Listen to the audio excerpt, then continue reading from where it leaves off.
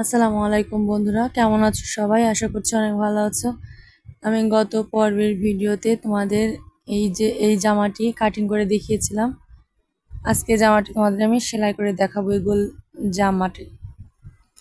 তাহলে চলো বন্ধুরা শুরু করি। প্রথমে আমি গলার যে কাপড়টা কেটে নিয়েছিলাম, যেহেতু আমি টুকরো কাপড় দিয়ে গলাটা কেটেছিলাম, গলার বাড়তি অংশ, সেহেতু আমাকে মাঝখানে একটু জোড়া দিতে হয়েছে এবং জোড়া দিয়ে নিয়েছি এবং দুই সাইড চারপাশ থেকে সেলাই করে নিয়েছি।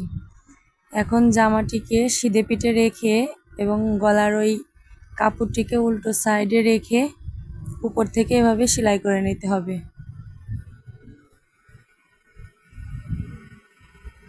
এখন ঘুরিয়ে ঘুরিয়ে উপরে সেলাই দিয়ে নিয়েছি। এখন এভাবে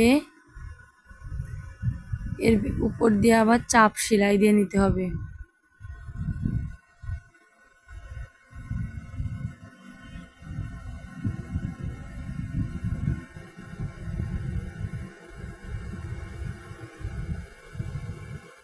এখন এটা চাপ সেলাই দেওয়া হয়ে গেছে। বাড়তি কাপড়টুকু আমি কেটে নিচ্ছি। এভাবে আমি দুইটা বডির কাপড়েই গলা লাগিয়ে নিয়েছি। এখন আমি নিচের যে অংশটা কেটে নিয়েছিলাম, মানে সাইডে যেটুকু কাপড় লাগাতে হবে, আমি সেই কাপড়টা এক সাইডে থেকে কেটে নিচ্ছি, সেলাই করে।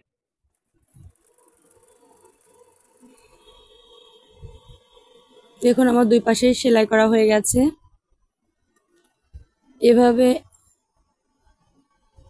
আর এক পাশেও আমি কাপড়টিকে সেলাই করে নিচ্ছি।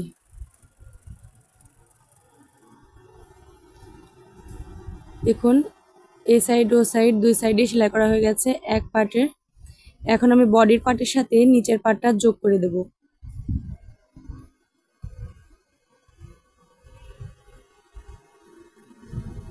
এখন এই দুইটা পার্টই আমি সেলাই করে নেব।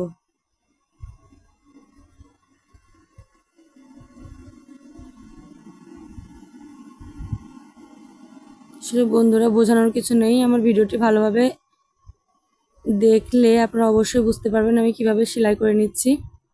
দেখুন আমার দুইটা পার্টই সেলাই করা হয়ে গেছে। এখন কাঁধে দুইটারই আমি কাঁধ সেলাই করে নিয়েছি। এখন আমি 42 ইঞ্চি বডির মাপ নিয়ে এটাকে দুই পাশ থেকে সেলাই করে দেব। আর কোমরে নিয়েছি 40 ইঞ্চি। দেখুন আমার এই সাইডেও সেলাই করা হয়ে গেছে, এক সাইড সেলাই করা হয়ে গেছে এবং আমি অপর সাইড এখন সেলাই করে দেব।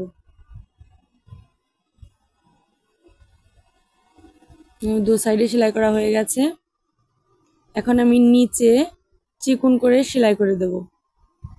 আপনারা অবশ্যই গোল জামার নিচে মোটা করে সেলাই না দিয়ে, মানে চওড়া সেলাই না দিয়ে চিকন সেলাই দেবেন, এতে করে জামাটা দেখতে অনেক ভালো লাগবে। তাহলে এই পর্যায়ে আমি বলে রাখি বন্ধুরা, তোমরা যদি আমার চ্যানেলে নতুন হয়ে থাকো, প্লিজ আমার চ্যানেলটিকে সাবস্ক্রাইব করে দিও এবং পাশে থাকা বেল আইকনে ক্লিক করতে ভুলো না যেন। দেখুন আমি চিকন করে এভাবে সেলাই করে নিচ্ছি।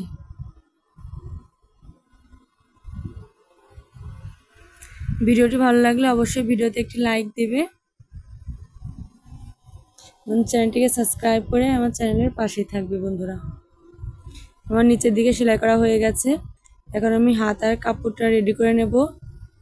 এজন্য আমি হাতার ময়ূরতে সেলাই করে নিচ্ছি চিকন করে। দেখে নিশ্চয়ই তোমরা বুঝতে পারছো। এখন যতটুকু কাপড় আমার লাগবে আমি মাপ দিয়ে নিয়েছি এবং সেটাকে আমি সেলাই করে নিয়েছি। সাইডের বাড়তি কাপড়টুকু আমি কেটে দিচ্ছি। এখন হাতাটাকে সিধে করে নিতে হবে। এখন জামার পাটটাকে উল্টো রাখতে হবে এবং হাতার পাটটাকে সিধে রেখে এর ভেতরে হাতা ঢুকিয়ে সেলাই করে নিতে হবে। দেখুন এবং কাঁধের সাথে হাতার কাঁধ এবং বগলের জয়েন্টের সাথে হাতার জয়েন্টের কাপড়ের জয়েন্ট একসাথে সেলাই করতে হবে।